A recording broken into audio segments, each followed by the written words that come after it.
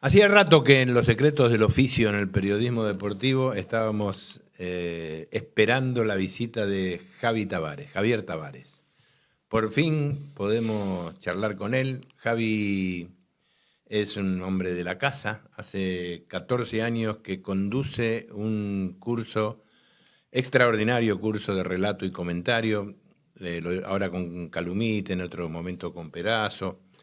Es comentarista de los buenos en Fox, también en La Red.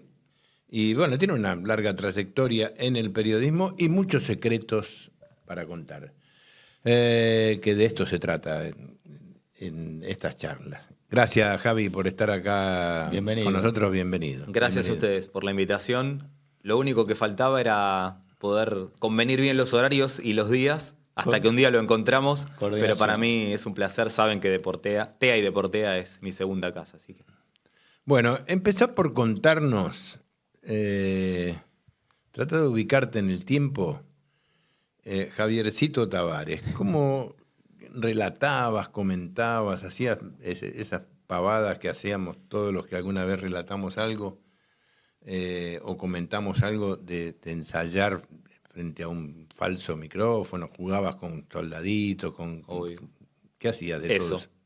Era soldaditos, cualquier muñeco de tamaño símil al de los soldaditos, los muñequitos de torta, los arcos que se usaban en las tortas, que me los robaba, les sacaba parte y los usaba, incluso los de un juego de metegol que se terminó destruyendo, y también me apropié de los arcos y los usaba. El famoso gran gol, el metegol de Teclas. Exactamente, ese que venía más grande y más pequeño. Y sí, jugaba con todo lo que podía ser para mí un muñeco fácil de manejarse con las manos, y después distintos tamaños de pelota, que eran desde bolitas de plástico que se usan para hacer los collarcitos. Incluso tenía diferentes tamaños. Más, un grupo de amigos había creado un juego en el que en una planilla se dividía en rectángulos, como si fueran camisetas. Después se partía eso. Intentaba no ser ni muy blando ni muy duro, porque si no, no se podía maniobrar.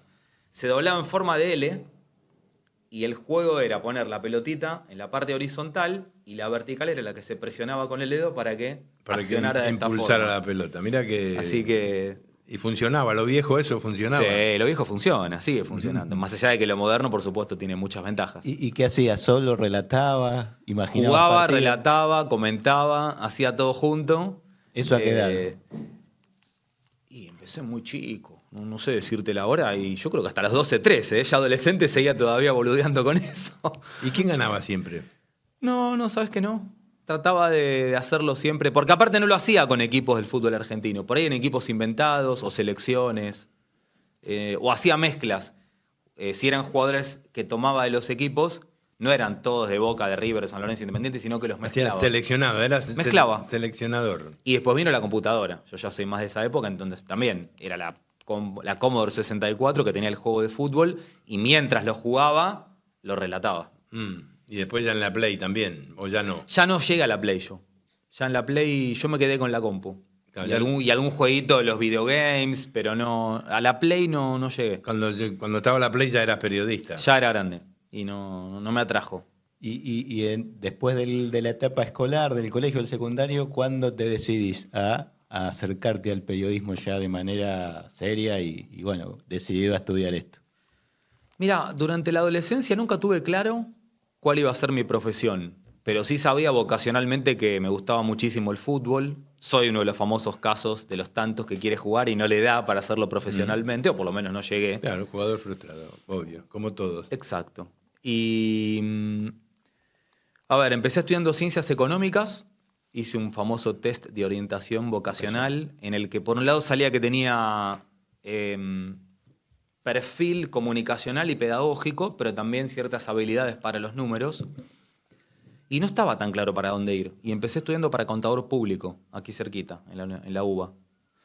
Hice previamente el CBC, incluso llegué a incorporar 2 materias mientras estudiaba en quinto año por UBA 21. Hice el CBC, hasta ahí iba más o menos bien. Y el problema llegó cuando empecé propiamente, acá en Córdoba. Primer año carrera. De la carrera. Y de 3 materias en las que me había anotado, contabilidad, álgebra, y la otra se llamaba derecho, no recuerdo la segunda palabra, si era institucional o cual. Obviamente no aprobé ni contabilidad ni álgebra, y cual aprobé con 9 y con 10, derecho. Algo raro pasaba. Claro. Bueno, me vuelvo a anotar en el segundo cuatrimestre, pero ya no convencido, me di cuenta que no era lo mío. Y tuve una charla con alguien que creo pasó por aquí, por el estudio, con Eduardo Bolaños. Sí.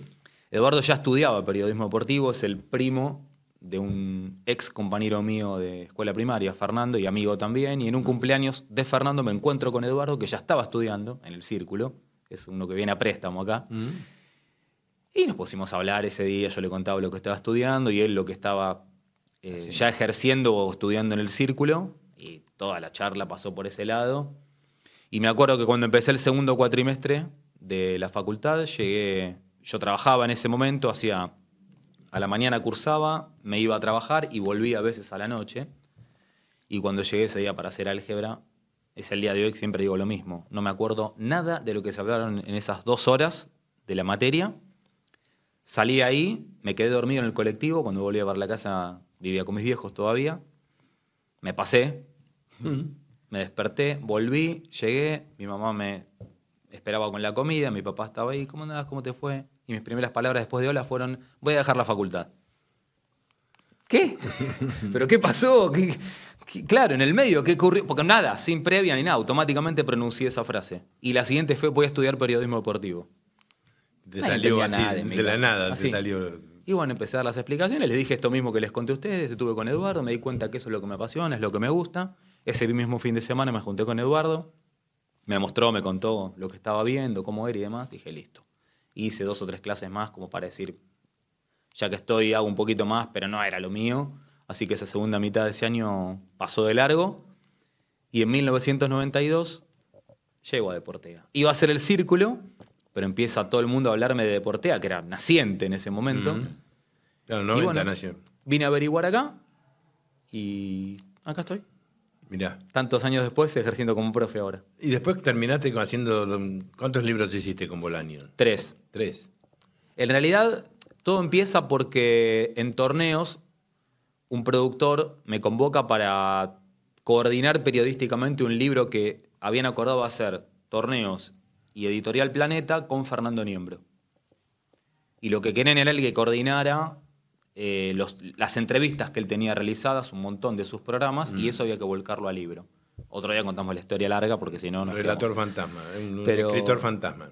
Sí, no, a ver, Fernando dejaba sus impresiones, sus conclusiones, pero el trabajo fuerte era tomar los mejores momentos de los programas, que eran muchísimos. Y además, imagínense que todavía no estaba todo digitalizado. Bueno, trabajamos con un par de chicos que había pedido yo, que eran en ese momento recién incorporados a torneos, y dije, quiero trabajar con Eduardo también, y yo era como la cabeza de ese grupo. Entonces uno de los chicos le enviaba a Eduardo, otro me reportaba a mí, Eduardo después me mandaba a mí, se juntaba. Bueno, arrancamos con el libro con Fernando y con Planeta, y se fue atrasando, hubo un mundial en el medio, hasta que en el momento se reflotó, salió el libro, y cuando se se llamó hizo... como? El libro se llamaba... ay, se me fue el nombre. Era el programa de Fernando, La Última Palabra, y el subtítulo era Retratos de una Pasión. Se presentó el libro en la feria del libro, y una vez concluido el evento, Ignacio Iraola, también alumno de la escuela, De TEA, sí. nos dijo, bueno, ahora tenemos que hacer el libro con ustedes. Bueno, nos juntamos en su oficina, le tiramos un par de ideas, y él fue el que nos dijo, Eduardo le cuenta una anécdota que Niembro nos había contado a nosotros. Y se le enciende la lámpara a Nacho y dice, vamos por el lado de las anécdotas.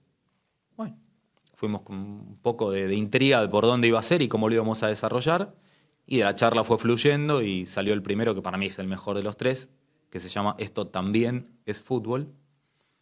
Después vino el segundo, que era Esto también es fútbol de selección. De selección, claro. O sea, lo mismo, pero con anécdotas e historias de la selección. Y el último, que ya es más yo digo que es una especie de manual, una recopilación. El título lo dice todo, que es Argentina en los mundiales, que deberíamos retomarlo un día porque lo dejamos en la previa de 2014. Tengo la verdad que me los devoré, los dos. El primero para mí es muy bueno, Los el dos amarillo. libros. Sí, los dos son buenísimos. Aparte vos participaste también.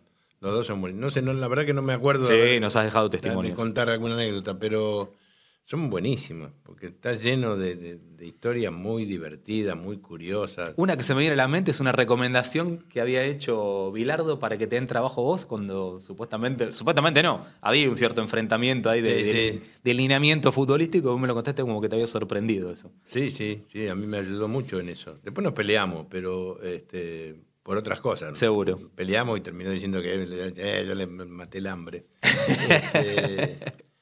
Pero sí estuvo en ese momento muy, muy generoso. Yo me había quedado sin trabajo. Bueno, una historia. Pero son muy divertidas las historias de Bilardo en ese libro. De las mejores. Bilardo las Bielsa. tiene un anecdotario maravilloso. Sin fin. Bueno, Menotti también. Distintas. Son distintas, pero yo hice una vez una nota con él en el Mundial 78, que era una nota solo de anécdotas, y eran buenísimas. Contaba historias increíbles. Bueno, hoy es más difícil esto, ¿no? Sí. Hoy Muy. lograr que los jugadores de hoy cuenten anécdotas o que entiendan el sentido del juego, de la anécdota, Eso. es más difícil, ¿no? Muy. Primero que es difícil acceder como se accedía antes. Yo llegué a ser parte de una camada similar a la tuya o a la de ustedes, que podíamos incluso entrar al vestuario con los futbolistas saliendo de la ducha, en paños menores o sin ropa. Yo digo que eso ya era la exageración. Hoy es el otro extremo. Y todo pasa por las trabas que tenés que ir superando hasta que lográs dar con el protagonista. Es muy curioso. Me pasó hace poco para entrevistar al entrenador actual de San Lorenzo, que es sumamente amable, pero él no quiere, y le creo, pasar por encima del que tiene que brindar la orden o la aceptación para que él pueda conceder la nota. Entonces entras en un círculo que a veces lo entiendo y a veces me enoja. Sí. Pero bueno, a veces esto nos lleva, entramos de lleno en la cuestión de los secretos del oficio y me parece, no sé si coincidís con esto, que para los chicos jóvenes, en realidad, la forma de llegar a entender el mundo del fútbol por dentro es buscar a exjugadores. Son más accesibles, claro. Para entrevistar, sin dudas. Sí, para entrevistar. No hay dudas de eso. Sí, porque aparte es la realidad se los demuestra así. Acá mismo, en la escuela, tiene que hacer trabajos muchas veces y la única manera que puedan entrevistar a un futbolista es que vayan al entrenamiento o después del partido y son los que designan al club cuando salen o que te la juegues con alguno que se está yendo. Dependerá de la relevancia del club también, el acceso más cercano, más rápido, más fluido o no, y naturalmente el carácter del protagonista. Pero volvemos a esto que les contaba antes. A veces los jugadores, los entrenadores, quieren prestarse al diálogo, pero por respetar una normativa del club, optan por dar un paso atrás para no tener después un problema con el club. Para meternos un poco bien de lleno en el tema de los secretos, ¿cómo trabajás? ¿Cómo preparás un comentario, alguna otra actividad que tengas que desarrollar que no sea un comentario? ¿Qué información buscas? O cómo trabajaste en los libros. Digo, la pregunta es, ¿cómo haces? ¿Qué es la pregunta que se hacen los alumnos? ¿Cómo hago? Yo trato de hacer un mix entre lo que es el trabajo del periodista a la vieja usanza, pero aprovechando las ventajas de lo que hoy tecnológicamente nos da, empezando por internet, el celular y demás. ¿A qué me refiero? Si tengo que entrevistar a alguien, a veces o con personas cercanas o incluso el mismo personaje, si tengo acceso directo con él, puedo tener una charla previa para preguntarle, para consultarle, o para contarle por dónde quiero encarar yo la conversación, o si hay algún tema que de repente sepa que puede generar algún conflicto y se quiere evitar, para evitar un mal momento. Pero, insisto, a ver, ahora no es el caso. Bueno, sí, los domingos estoy en la red con Walter Nelson y con Coco Ramón, un programa entretenido, y a veces entrevistamos, y cuando me toca, si bien tenemos la producción que se encarga de eso, a mí me gusta a veces proponer protagonistas para entrevistar. Y trato de hablarlos previamente yo y después le paso el teléfono al productor para que cierre la entrevista. Y cuando hablo con el protagonista me gusta decirle, quiero ir por acá, quiero ir por allá, conoces el perfil, no vamos a buscar ni griterío, ni polémica. Me gusta en cierta manera ser parte de la preparación del reportaje o de la entrevista. En cuanto a los partidos, bueno, una vez que ya quedó bien definido que lo que me gustaba a mí era el comentario, De hecho, tenemos acá la formación de los chicos en cada una de las funciones. La información se divide o se clasifica. Por un lado tenés estrictamente lo futbolístico, que va desde el análisis en cuanto a perfil de un entrenador o de un equipo, y la única manera de esto es ver, no exageradamente, pero sí ver, aunque sea tramos de algunos partidos, para detectar determinados patrones. Si puedo hablar con algún protagonista, lo hago, ya sea entrenador, futbolista o algún periodista que habitualmente sigue a ese club, porque está mucho más habituado que yo a verlo, sobre todo del exterior. Y buscar también datos estadísticos que a mí me proporcionan información, que a veces la uso y a veces no. ¿Dónde buscas? Lo primero que hago es buscar en los sitios de internet.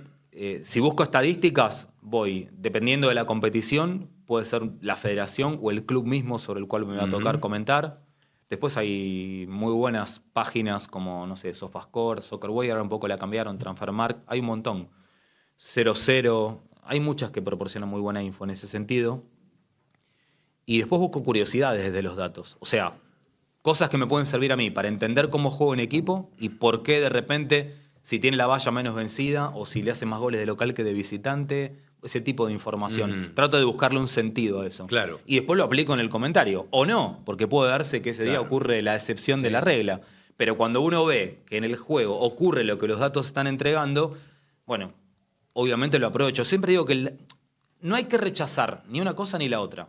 Es decir, los datos sirven si le damos un contexto. No es el dato frío porque sí. Y después las informaciones que tienen que ver con las noticias.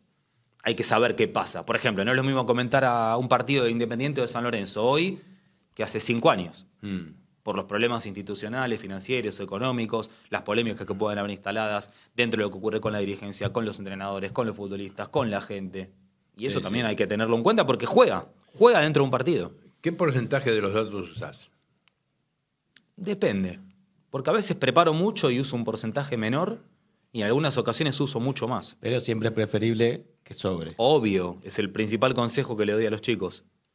No es preferible, es obligatorio. Es obligatorio, claro. Que siempre te sobre información. Estaría mal que vos no tengas. El comentarista yo digo que tiene algo a favor. Y es que tiene un tiempo más que el relator. Hoy, con el celular, vos podés, o con la tablet o con la computadora, buscás en el momento. Entonces, mientras el relator está haciendo su tarea, yo puedo buscar un dato para añadir algo que pueda haber comentado o algo que está diciendo el relator. Y además, no es lo mismo hacer una transmisión solo relator y comentarista que con periodistas de campo de juego o estudios centrales cuando es en radio, porque ahí la info la manejan más ellos. Pero habitualmente en las ligas europeas, en la Champions, somos 2. Nos repartimos la tarea, pero suele ser más el comentarista, excepto algunos casos como Miguel Simón, que le encanta también incluir el dato dentro del relato. Miguel Simón es el ejemplo del dato aplicado en el momento justo, de la cantidad de datos necesaria, ¿o no? No sé si es el más equilibrado o el más justo. A mí me gusta, me parece que impuso un estilo. Hay un estilo Miguel Simón para relatar. Yo creo que tiene que ver un poco con lo que él trae de otros deportes, como el básquet, como el rugby, como el tenis. Lo desarrolla en el fútbol y te cuenta una historia que a veces va desde algo personal del protagonista o te lo vincula con un dato. Claro. O las dos cosas a la vez. Sí, sí. Cuando, por ejemplo, te explican por qué hay un analista de videos o un especialista de pelota parada que trabajó en otro club y los datos que obtuvo de allí y cómo le fue y cuántos goles hace de pelota parada ese club y cuántos goles evita de pelota parada, y ahí te cuenta quizás la historia de quién llegó y cómo llegó a ese club. Sí, sí. Sí, la sensación como televidente es que a veces uno se siente un poco abrumado por los datos. Sí. Hay algunos comentaristas que me parece que exageran con los datos. Digo, la pelota rodó 38 veces. Sin sentido. Pero sí tiene sentido que me digan, por ejemplo, cuánto tiempo de juego neto o que la cantidad de laterales que hubo, porque me está indicando alguna cosa sobre cómo... Me acabo de acordar de algo, mira. Estaba trabajando una vez en la cancha de Colón. Un partido contra Argentinos Juniors, de liga local. Y es muy bueno que todos estén atentos. Todos es, no solamente el equipo periodístico, sino el equipo técnico y de producción. Yo dije en un momento, durante el primer tiempo, que se notaba que Colón trabajaba muy bien la ejecución de los corners. Si no recuerdo mal, era Eduardo Domínguez el entrenador. Sin que yo se lo pida, y esto es muy importante y ahora explico por qué, en el entretiempo de ese partido, el director me dice, Javi, te preparé un editado con los 5 corners de Colón para que vos puedas explicar y graficar cómo pateando desde el sector derecho hubo 5 envíos distintos, con resultados diferentes también, pero todos peligrosos para el rival. Primero, está buenísimo que alguien haya prestado atención y que haya visto eso. Segundo, cuando vos tenés que hacer un comentario o ocupar un espacio dentro de lo que es el entretiempo, muchas veces es justamente eso, llenar el espacio, hablando, con estadísticas. Si vos encontraste algo atractivo y que te permite argumentar desde la imagen lo que vos acabás de explicar, cierra por todos lados. Y además cierra por este otro lado, esto que acabas de contar, esta anécdota. Cierra por el lado de que entiendan los jóvenes que a veces el trabajo periodístico hecho en equipo ofrece lugares como el de productor, claro, que puede hacer un aporte buenísimo, estando atento a esto. Ahora sí, mientras el otro está relatando, mira el celular a ver cuántos likes tuvo algo que publicó, se va a perder. Y por eso es muy importante, siguiendo con ese ejemplo, que hay muchos más, que el director entienda el juego. Claro. Porque técnicamente vos podés poner a alguien que maneje bien las cámaras, que diga cuál tomar, que le indique. Ahora, si además se entiende lo que está pasando en el juego, mucho mejor, porque si no, esto no hubiera ocurrido, este ejemplo que yo acabo de dar. Y en ese sentido, además de haber sido durante 20 años el lugar en el que trabajé, para mí los mejores directores de fútbol están en torneos. ¿Quién era ese productor, te acordás? El Tano Dalañese. El Nano, Dani Tervidevicius, Fabio, de los mejores con los que he trabajado. Entienden el juego, entienden la transmisión, entienden los momentos, te están prestando atención y además vos pensás que ellos están hablando todo el tiempo, o con el productor que tienen a su lado en el móvil o con todos los camarógrafos que tienen que seguir las instrucciones que ellos le dan. Y así todo el tipo escuchó lo que vos dijiste. Dije ese caso porque es el que me vino a la mente, pero hay muchos más. Vos relatás en estudio y también vamos a hablar un poco después del streaming. Sí, y en la cancha. En la cancha. ¿Qué diferencia hay? La primera situación a destacar es muy obvia, que es el campo visual. O sea, vos en la cancha podés ver mucho más que lo que te ofrece la pantalla. Ahora bien, yo digo que de las dos formas podés obtener beneficios. Porque cuando vos estás mirándolo a través de la televisión, vas a ver en detalle alguna cuestión que tal vez desde la cancha la perdés. Y viceversa. Yo como comentarista tengo la obligación de mirar y aprovechar ese campo visual. Porque el relator va siguiendo siempre el plano más cercano, que es la pelota. Pero yo puedo mirar lo que está sucediendo un poco más lejos, a 20, a 30 metros. Y si eso que está sucediendo después tiene que ver con lo que el desarrollo del partido me ofrece, debo explicarlo. Y me pasó una vez de marcar un detalle que no se había televisado y en el entretiempo me dice el camarógrafo que estaba en la cabina con nosotros, che, me llamó mi viejo. Me dijo, che, felicitalo a Tavares porque me acaba de decir lo que yo no había visto, porque no tengo manera de verlo y encima después terminó incidiendo en el juego. Creo que tenía que ver con un movimiento que hacía un delantero, si no recuerdo mal, era de Boca Unidos. Y no se veía, obviamente porque el plano no te lo ofrecía y eso después tenía que ver con lo que pasaba en cómo atacaba ese equipo. Ahora, el ideal no sería... Perdón por lo autorreferencial, pero son los ejemplos que sirven para contar. Está clarísimo. ¿Lo ideal no sería la cancha con un monitor? Sí, en la televisión lo tenemos. En la tele no, dependés del club. Esto es, cuando vos tenés una transmisión para la televisión y vas a hacerla in situ, en la cancha, en el estadio, tenés 2 monitores habitualmente. Uno que va en tiempo real, que es el monitor del comentarista, y otro que tiene delay, que es el que se suele utilizar porque acá también entran todo lo que son las animaciones y demás. Que yo a veces lo suelo usar. ¿Por qué? Porque acá lo veo en el mismo momento que lo estás viendo vos en tu casa. Claro, eso. El otro es con una diferencia, un delay de algunos segundos. Y a veces me permite volver a ver algo que ya vi acá. Pero sí, siempre lo ideal es trabajar con un monitor porque tenés una segunda oportunidad y sobre todo para analizar. Yo siempre digo, y por eso me gusta más trabajar como comentarista de televisión, que la imagen tiene que ser el principal recurso con el que cuento yo para poder explicar lo que quiero contar, lo que quiero graficar. Es valerme de la imagen. Si yo soy redundante, si yo voy a decir, y ahí vemos cómo se ejecuta el centro, si voy a decir lo mismo que ya dijo el relator, pero con otras palabras, y digo lo mismo que la gente está viendo, y algo de mi trabajo no lo estoy haciendo bien.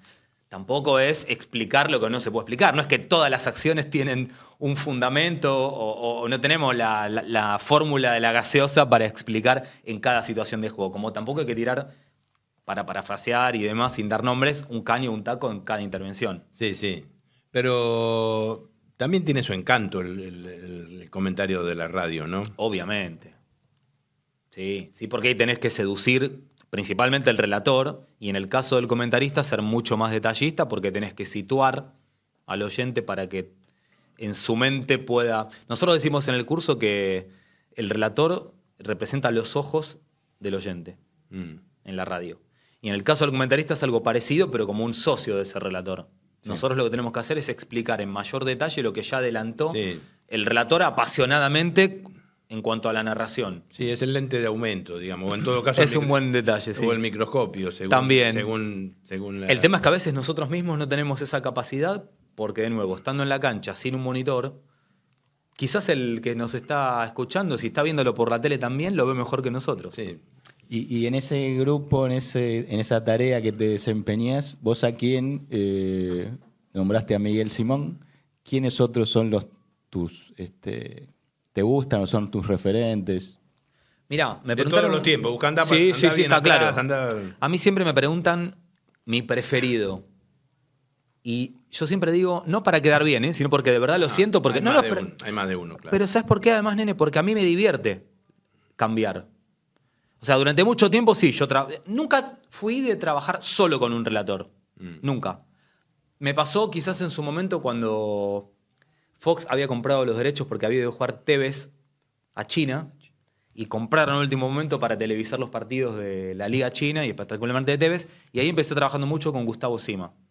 Pero he trabajado mucho con él, con Pablito Bari, Pablo Ponce en realidad, el Bambino, qué sé yo, trabajé con Ariel Elueni, con Julián Fernández, ahora en la radio con otros relatores también, con Martín mismo, mi compañero, con Ale Calumite. A mí me gusta trabajar variando. Creo que eso le da como un sabor distinto a lo que uno siente en el momento de ejercer la profesión. Es como un desafío distinto. Después, obviamente, cuando ya los conoces, te vas acostumbrando y con una seña, con un tiempo, con una mirada, entendés. Pero si me voy hacia atrás, José María Muñoz, Víctor Hugo Morales, Enrique Macaya Márquez es el prócer y es el referente para todos nosotros. Vuelvo a lo que me preguntaron cuando llegué a Deportea en primer año, cuáles eran los periodistas que a mí me gustaban, y estoy diciendo los mismos que en aquel momento. Lo había elegido Víctor Hugo como relator a Macaya y lo incorporé como periodista integral a Gonzalo Bonadeo.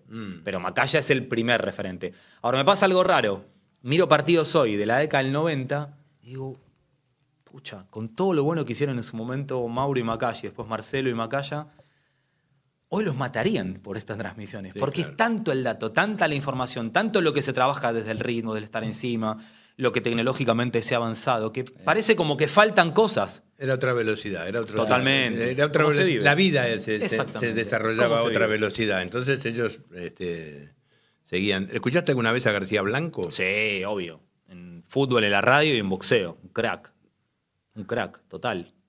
Sí, en América me acuerdo que lo había escuchado mucho. Y he hablado con Miguel, porque llegaron a trabajar juntos cuando Miguel Simón era muy jovencito. Sí, una mezcla de un tipo con mucha cultura y mucha calle. Exactamente, esa fue la definición. Si hubiese dicho exactamente lo mismo que vos. En algunas cuestiones desde el lenguaje quizás no me cerraba tanto, pero me lo resolvía siendo muy fácil y muy sencillo para hacerse entender con lo que él me quería explicar. Y voy un poquito más atrás, vuelvo. ¿Cómo te insertaste en el mundo laboral del periodismo? ¿Te ofrecieron? ¿Buscaste vos? ¿Cómo fue la manera? ¿Te colaste, entraste por la ventana? ¿Fuiste a ver a alguien? A ofrecerte. Mirá. Cuando estabas estudiando en Deportea, ¿cómo te iniciás? Hay algo que sucedía y sigue sucediendo hoy para mí porque es absolutamente inherente a nuestra profesión. Tenés que ser inquieto, tenés que moverte, tenés que ir, tenés que mostrarte, tenés que estar. ¿Dónde? A los programas, a la radio, a la televisión, a los eventos. Si vos no vas primero a curiosear, a ver, a entender cómo es el trabajo. Yo me acuerdo que durante mucho tiempo, después empezó a limitar también, pero siempre que podía los alumnos me los llevaba cuando tenía que conducir un noticiero en Fox Sports o alguna transmisión, para que vean cómo era. Hoy lo que hacemos es más difícil esto, entonces les mostramos, filmamos videos y les mostramos como es, o sea, el detrás de escena. Que quizás hoy ya está mucho más visualizado a través de las redes. Pero antes no pasaba eso. Para mí es fundamental eso. Y en mi caso, ¿a dónde ibas? así empecé. Iba a los partidos, iba a los torneos de tenis, de fútbol, donde podía acreditar por la escuela, me acreditaba, y si no, iba por las mías. Estudiando aquí, me acuerdo, lo conocí a Eduardo Pupo, en la sala de prensa de un torneo de Buenos Aires, de ATP, que había ido, no sé si acreditado por una FM, y terminé trabajando en la sala de prensa. Y hoy tenemos una gran relación con Eduardo, que me parece un tipo sensacional, desde lo apasionado que es de nuestra profesión, y el famoso documental que hizo de Guillermo Vilas, que es un fiel reflejo de esto. Pero así como vos te vas comunicando y vas conociendo gente, y vas conociéndote con tus colegas. La mejor manera para que alguien te pueda ver es si vos estás trabajando y que alguien vea cómo vos trabajás. Ahí es donde va a llegar luego la recomendación. Y es ser alguien comprometido, alguien que sabe o que quiere aprender lo que tiene que hacer, porque después esa recomendación va a llegar por ese lado y no por ser el amigo, el hijo o el conocido de. Pero Sí. puntualmente en mi caso sí, fue todo tercer año yendo y viniendo hasta que me terminé presentando en un casting que hizo Canal 9 y terminé ingresando El con de- Eduardo el de Bolaños. Bolaños, claro. Exactamente. Claro. Mismo. Más de 400 quedamos Lo 8. contó Eduardo. una Sí, vez. El mismo casting. Muchos creen que la cosa pasa por presentar currículum y creo que en general la presentación de currículum no significa nada para los tipos que la reciben. Yo creo que hasta en la vida general cambió eso. Claro. Todavía algunas profesiones siguen aceptando, pidiendo los currículums. En el caso del periodismo es muy difícil. Además, hoy de nuevo, con todas las bondades que te da la tecnología, es preferible tener archivos de audio, Claro. de imagen, obviamente algo que tengas escrito también, y eventualmente presentás un resumen, dependiendo del medio para el cual vos vas a tener una entrevista, para que puedan conocerte directamente sabiendo quién sos desde lo que haces. Claro, o intuyendo qué cosa le puede interesar al medio al que te vas a presentar y elaborar alguna idea de nota para ese medio, sabiendo Totalmente. que le podés llenar un hueco, que podés serle útil a ese medio al que... Y esa es la otra parte, entender dónde vamos. Claro. No solamente... Para eso que- tenés que saber para eso hay que saber cómo funcionan los medios, Ahí vamos. qué es lo que tiene que Por eso es poner. importante que vayas mientras Claro. estás estudiando. Anda a un diario, anda a una redacción, Sí. anda a una radio, y anda a otra, y anda a otra, y anda a otra. Y Y no vayas escuchá, lee, mirá, todo. y no vayas solo a un programa deportivo. Anda a otros programas también. Anda a mirar cómo es un canal por dentro. Fíjate cómo es un estudio, uno grande, uno chico. Todo eso te nutre a vos y te prepara para que el día de mañana, si te toca ejercer, ya tenés una ventaja respecto a los demás. ¿Qué fue lo más raro, lo más loco que te pasó en una transmisión de un partido? Mientras me hacías la pregunta, más que una transmisión, se me vino a la mente un día que había ido a cubrir para Canal 9 un partido en la cancha de Vélez, Vélez Racing. Salgo del partido, estaba tomándolo con quien era mi novia de entonces, y tenía el aparatito, el beeper. Se comunicaban por ahí cuando querían contactarte, todavía no era tanto de uso el celu y demás. Por favor, comunicate urgente con el canal. Hay un motín en Sierra Chica. Voy a reconocer algo que además les pasa a todos, que es, en ese momento vos especulás. Decís, uy, no, pero tengo ganas de ir a esto, tengo ganas de ir a cubrir esto, ¿y cómo será? Y bueno, por ahí 2, 3 días, es decir, en el momento. Me fui un domingo a la noche con lo puesto, terminé volviendo 8 días después. Me mandaron ropa, tuve que comprar ropa. Ahora, periodísticamente fue una experiencia, primero que jamás en mi vida soñé que iba a realizar, con otra tecnología, no salíamos en vivo, había que ir a mandar el material por coaxil. Ahora, de nuevo, es un aprendizaje espectacular. ¿Para qué medio Para era todo, eso? para Canal 9, para Para el noticiero Canal 9. Canal 9. ¿Y el motín que era en la cárcel Fue el famoso motín que Sí, quemaban sí. a los muertos, Claro. a los policías en Quemaban, en no. los hornos. Claro. Convivía con los familiares de los presos enfrente de la radio. No, fue una experiencia inolvidable. Dormíamos en Tandil, en Olavarría, y todos los días era hacer el recorrido en auto. Nos habíamos ido. Ni siquiera había un camarógrafo. Eran 2 ayudantes de cámara. Para que se entienda, el ayudante de cámara es el camarógrafo principal y el ayudante de cámara. Y el periodista. Antes también había sonidista, iluminador, todo eso se fue reduciendo. Fuimos 2 ayudantes de cámara y yo. El Bocha Perdiguera y Alejandro Labrone, por si ven esto. Alguno te dirá, pero yo soy periodista deportivo. Cuando les digo que hay que estar preparado para todo, más allá de que no nos guste. Yo en ese momento, cuando entro en Canal 9, era para hacer deporte, pero después me incorporan al noticiero a hacer de todo. Sí. De todo era viajar en un avión con Menem, volver acá a una conferencia de Corach, Digo eso porque fue el momento que me tocó a mí de gobierno. Claro. Ir a una conferencia de prensa de Cavallo, cubrir un accidente. Pero esto de Sierra Chica, ¿cuándo te pasa? ¿Es una de las primeras cosas que te pasa? No, así, fuera del fútbol? eso tiene que haber sido en el año 90, estoy pensando. Yo ya había terminado de estudiar. Se me fue el año, pero tiene que haber sido cerca del... Sí, antes del casamiento. Estoy jugando con eso también. Los mundiales. 97, por ahí. Siempre los mundiales, siempre. Si no recuerdo mal el año, fue en el 97, 1997. Claro. Si no hay que buscar el motín de Sierra Chica, cuando fue ya. Antes de Francia. Sí. No, pero te pregunto en relación al tiempo en el que vos Sí, antes de estabas en Francia, el canal. seguro. El tiempo en el que No, ahí estabas- yo llevaba un tiempito. A ver, mi primera experiencia en Canal 9 duró 3 años y medio. Y eso tiene que haber sido estando ya más de 2 años trabajando en el canal. ¿Y elegís el periodismo deportivo por sobre el periodismo general? Sí, sí. Pero hay algo que ustedes nos dijeron siempre en Deportea que es real, que es que el periodista deportivo, por su preparación, siempre se las ingenia o está preparado para ejercer Sí, es cierto. roles en otras funciones periodísticas. Y al revés, ya no es tan fácil. El periodista que viene del periodismo al periodismo deportivo. Periodismo general o político. Cuesta más. Económico. Sí, Y al revés nos hacemos...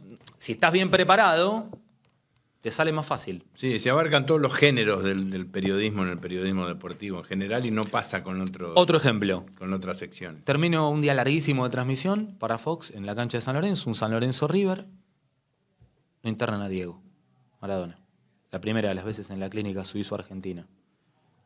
Estaba muerto yo. Y encima tenía otro trabajo en ese momento, a la clínica. Y había que salir con la nada misma. Y bueno, entre el parte médico, a lo que se podía conseguir información y demás, salí en vivo, estaba Adrián Puente conduciendo el noticiero y yo en la clínica. Al día siguiente tengo que ir de nuevo. De nuevo, pido disculpas por lo autorreferencial, pero otra vez, es lo más fácil para graficar a manera de está ejemplos. clarísimo. De eso se trata, además. Terminó pasando que, por el trabajo realizado en diferentes horarios, los productores querían casi siempre que estuviera yo, a la mañana, a la tarde, a la noche, y tampoco iba a estar 24 horas haciendo la cobertura. Claro. ¿Qué fue lo que me sirvió, me preparó a mí para decir eso? Aquellos 3 años en Canal 9, que yo, en su momento, siendo joven, me enojaba porque me hacían hacer coberturas que no tenía ganas de hacer, Claro. pero yo estaba incorporando un montón de conocimiento y capacidades que las iba a terminar desarrollando después. ¿Y qué me iba a imaginar? Que trabajando en un canal deportivo iba a utilizar aquellas enseñanzas, que Sí, era la sí. experiencia misma, y que después me servían para poder expresarme bien y cubrir que había un tipo internado, que ese tipo era ni más ni menos que Diego Armando Maradona, utilizando terminología, tiempos, formas periodísticas que de repente estaban por encima del resto de los periodistas deportivos, pero que no estaba tan lejos de un periodista general. Insisto con la pregunta. En transmisiones deportivas, digo, está fenómeno los sí, perdón. ejemplos que me diste, pero en transmisiones deportivas, ¿que te pasó alguna vez alguna cosa de que se te cortara, que tuvieras que improvisar, eso sí. que tuvieras que inventar? Pero eso es... Que hubieras metido la pata feo y qué te pasa cuando te ocurren esas cosas, que te equivoques. ¿Qué fue Con el error hay que fallo convivir. mayor? Esto desde ya.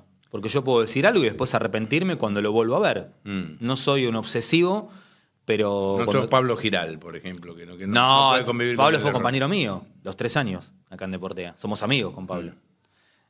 No, a ese nivel no llego. Pero de repente algunos partidos, si me quedaba alguna duda, sí, cuando volvía, miraba ya sea la jugada o incluso miraba la transmisión para ver qué había dicho yo, cómo le había dicho y cuándo. Sí, sí. Y si era un tema reglamentario, hablaba con los árbitros para ver si estaba bien, si estaba mal. Consulto incluso en el momento también. No, pero lo que dijiste de los cortes y demás.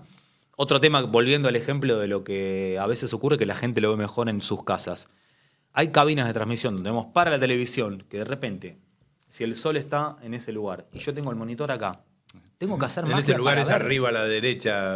Tengo que hacer magia para ver, pero no les estoy mintiendo. He hecho cambiar de posición los monitores que me querían matar, pobre, decir que tenemos buena onda con la mayoría de los técnicos y demás, pero les decía, ¿sabes qué pasa? Si lo tengo acá, no veo. Y yo tengo que comentar sobre lo que tengo que ver en este monitor. Claro. Y si no veo, ¿cómo querés que comente? Y Los pasaba. monitores cuando relatás en estudio, ¿son como de pantallas de cine o son chiquititos? No, ya está desmitificado eso, creo, a esta altura.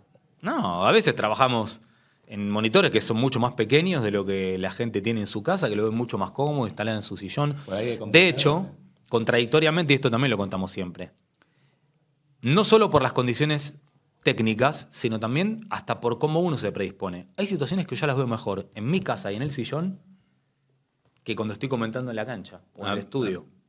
No sé por qué, si es que uno está más relajado. Debe Y ser. aprendí ahí a decir, a enojarme menos con los colegas. Porque digo, para, si a mí me pasa, les puede Claro. pasar a él también. Después está el nivel de preparación, Claro, el compromiso de cada uno para saber, para informarse, para saber el reglamento y Sí, demás, sí. ¿ok? Pero hay otras cuestiones que a veces se pierden en el vivo. Y uno en su casa las ve más relajado y pero ¿cómo puede ser que esté diciendo esto si yo estoy viendo exactamente lo contrario?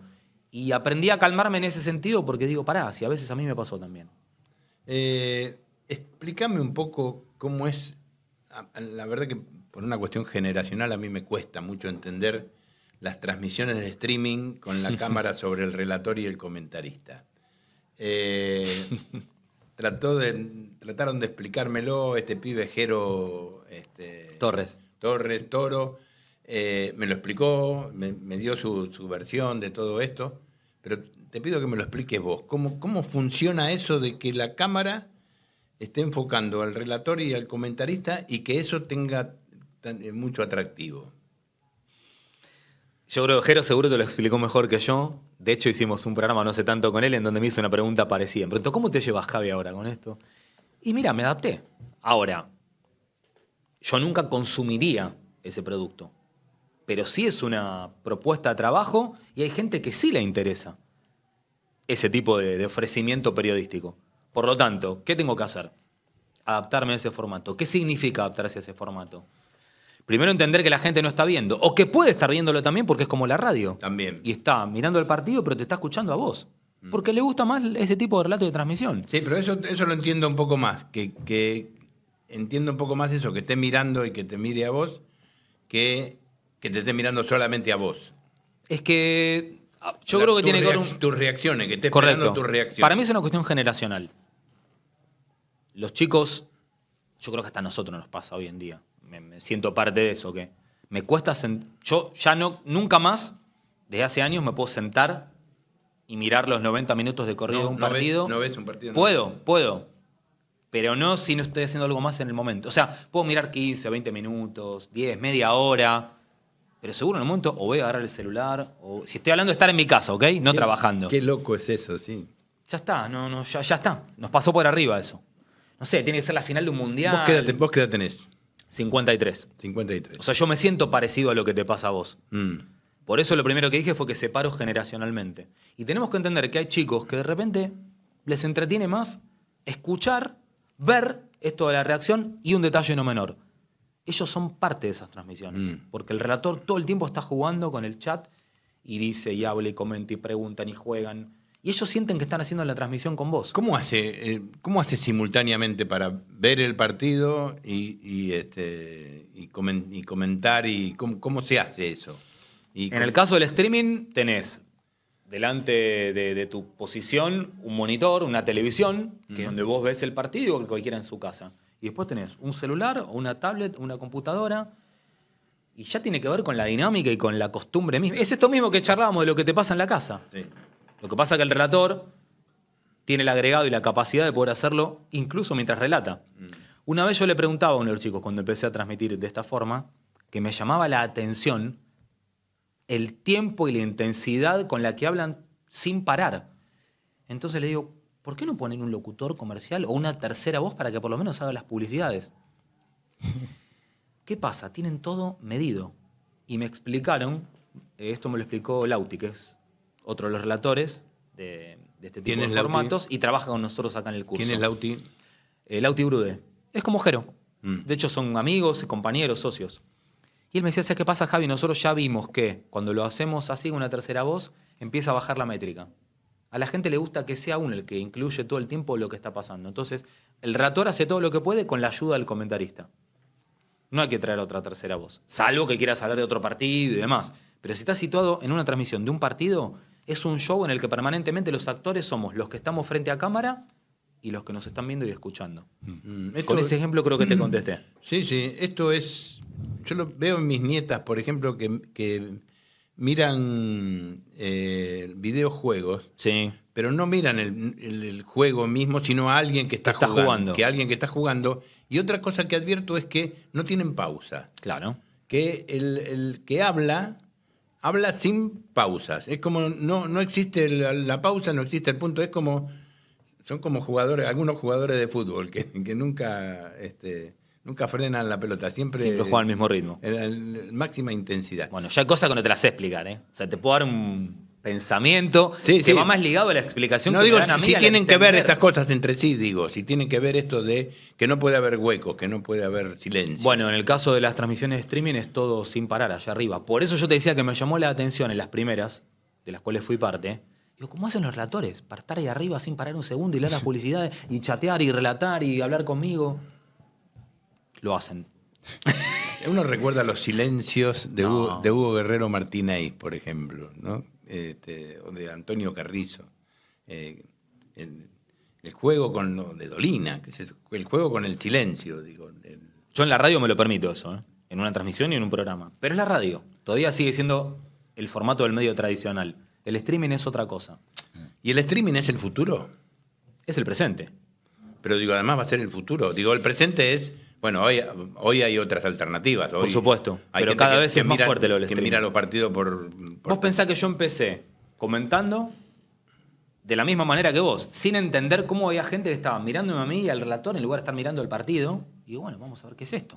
Hasta que entendí la dinámica y el por qué se hace así. Porque no es que se hace y ya. No hay una razón. Todo está estudiado. ¿Por qué se hace de una manera? ¿Por qué se hace de otra? ¿Por qué se transmite un partido y no otro? ¿Por qué haces la liga inglesa y no la liga española, por decir un ejemplo? ¿O por qué haces solo al Barcelona o al Real Madrid? ¿O por qué en un mismo canal haces un desprendimiento y tenés la transmisión de los chicos de fútbol digital de un partido del Barça o del Real Madrid y a su vez un canal alternativo que ellos mismos crean? Entonces te hacen dos transmisiones en el mismo lugar del Barcelona y del Real Madrid. Entonces le digo un día a Jero, ¿pero esto no te está sacando audiencia? No, porque el que mira fútbol digital sigue mirando fútbol digital. Esto es para el que quiera hacer algo más partidario de Barcelona o de Real Madrid. ¿Para quién haces streaming vos? Para los chicos de fútbol digital, ahora me incorporé hace unos meses a Picado TV, que empiezo no transmitiendo fútbol, sino participando de un programa. Y a esto quería llegar. Hoy el streaming es un medio que te ofrece muchísimas opciones. Que al principio era algo más para los jóvenes, más relacionado con la música, con otras cuestiones sociales. Hoy el deporte ya está integrado y Sí. tenés programas de lo que quieras, ¿Qué es desde más formal o informal. ¿Qué es Picado TV? Picado TV es un canal de streaming que nació con un solo programa que lo conducía Diego Díaz, donde era algo tipo panel. Adquirió el mismo canal una persona que se fue de Telefe, Enrique Sabatini, y empezó a sumar programas. Y un día me convoca a mí, a Walter Nelson, a Coco Ramón, para ser los conductores, a Fernando Lavecchia, gente más grande, para trabajar con los más jóvenes. E interactuar y charlar nosotros. Es como un programa de radio, pero con cámara. ¿Por Sí. qué digo de radio? Porque es un poco... Es más dialogado, es más informal, no importa tanto lo que se ve por más que se esté viendo. Y ahí tenés un mix, porque tenés formatos más serios, formatos más divertidos. Y en ese, decías recién, en ese periodismo partidario un poco, ¿cómo ves esto de la llegada blanqueada del periodismo partidario de ciertos periodistas que parecen que son hinchas y trabajan como periodistas? A mí mucho no me gusta. Entiendo otra vez que es parte de lo que sucede hoy con el medio y de nuevo, hay un porqué. Acá no es que un día vino alguien y dijo, me voy a poner la camiseta de River y voy a decir que soy de River. O si lo hizo, sí lo hizo para probar. Ahora, si lo hace porque le funciona. Esto es lo que nosotros tenemos que entender. Después está si nos gusta o no. Esa es otra cuestión. Lo destacable acá es que no dependés de una empresa multimillonaria para que te otorgue trabajo, porque sos capaz de generarte vos mismo un medio Claro, y una fuente de trabajo. esta es la clave. Y das trabajo. Entonces, desde ese lugar yo aprendí que es algo que tenemos que respetar, que tenemos que convivir con eso, y en todo caso, si nos toca trabajar en este tipo de proyectos, yo lo que siempre digo es, yo voy a trabajar, pero no voy a dejar de ser yo. Me puedo adaptar. Puedo ser un poco más flexible, puedo ser un poco más informal, pero soy Javier Tavares y voy a seguir siendo Javier Tavares. No voy a ponerme a hacer lo que para mí puede ser una payasada, que además yo quedo como un payaso. Por él hace otro y es muy divertido. Sí, no sí. yo.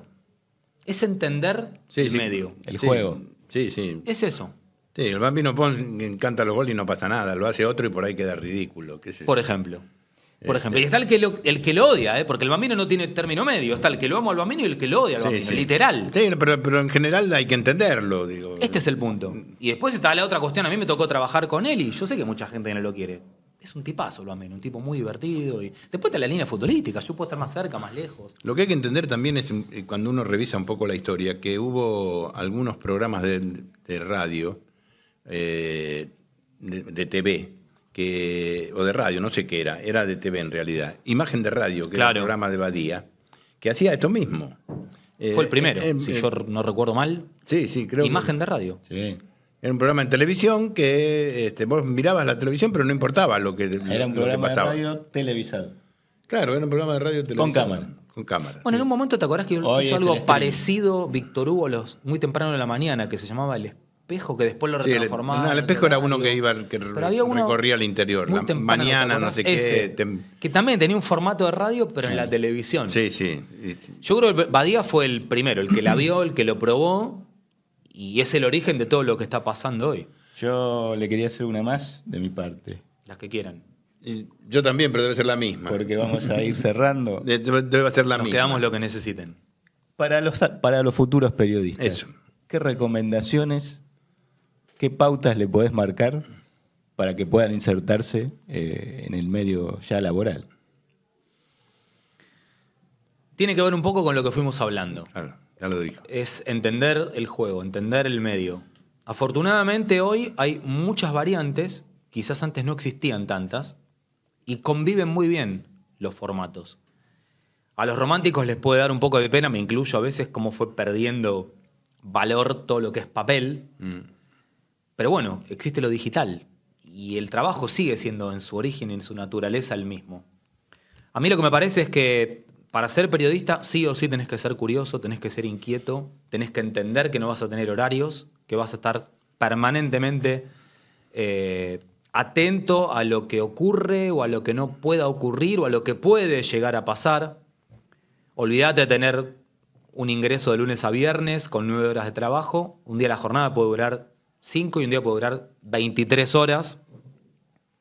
Te puede tocar un viaje inesperado, te puede tocar el viaje que soñaste toda tu vida.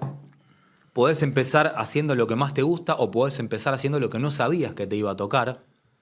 Lo importante es tener en claro que para ser periodista tenés que ser alguien muy vocacional.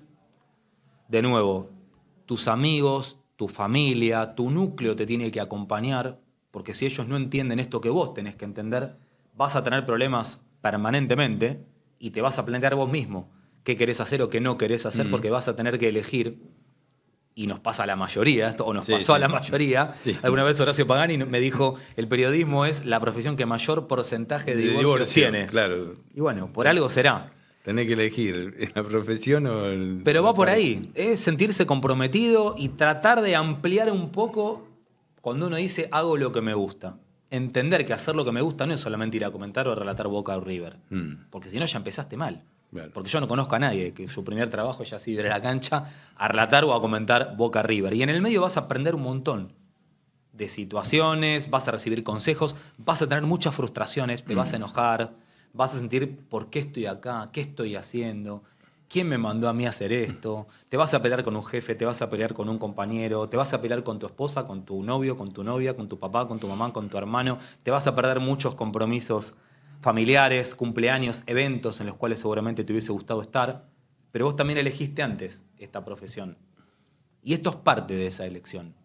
Y si vos no sentís eso, de antemano te digo, buscate otro trabajo. Porque si esto no lo tenés adentro, la vas a pasar mal. La vas a pasar mal vos y la van a pasar mal todos los que te acompañan. Después sí, el mismo desarrollo de la actividad te puede ir llevando a hacer algo que vos quieras hacer. O no. O tal vez encontraste algo que vos no sabías, que no soñabas, que no imaginabas, y te sentiste cómodo y a gusto también. Pero lo principal para mí es no traicionarse en el pensamiento y sobre todo saber y sentir que vas a hacer una carrera, una profesión, una actividad que te va a demandar mucho más de lo que vos te podés plantear o imaginar cuando estás estudiando, no cuando estás trabajando ya.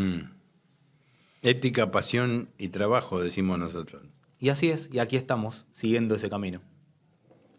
Muchas gracias, Javier. Gracias a ustedes por la invitación. Gracias. Buenísimo, buenísimo. Todo este cierre brillante.